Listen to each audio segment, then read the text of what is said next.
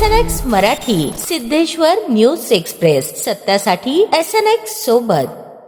सोलापूर महानगरपालिकेच्या 7ही विषय समित्यांच्या सभापतीपदी भाजपच्या उमेदवारांची बिनविरोध निवड झाली।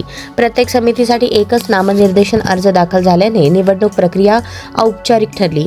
महिला व बालकल्याण समिती सभापतीपदी निर्मला जंगम यांची निवड झाली। महापालिकेच्या 7ही विषय समित्यांमध्ये भाजपचे स्पष्ट बहुमत असल्याने सर्व समित्यांवर भाजपचे वर्चस्व कायम होते। काँग्रेस आणि शिवसेनेचा एकही सदस्य समित्यांमध्ये नसल्याने निवडणूक बिनविरोध झाली। नव्या सभापतींमध्ये विजय चिप्पा स्थापत्य, सत्यजित वाघमोडे विधी, सुनील खटके वैद्यकीय सहाय्य व आरोग्य, स्वाती बडगू शहर सुधारणा, राजशेखर पाटील मंडई व उद्यान, श्रद्धा पवार कामगार व समाज कल्याण आणि निर्मला जंगम महिला व बालकल्याण यांचा समावेश आहे। निवडीनंतर महापौर विनायक कोंढाल यांच्या हस्ते सर्व सभापतींचा सत्कार करण्यात आला। त्यानंतर भाजप पदाधिकारी व कार्यकर्त्यांनी जल्लोष साजरा केला।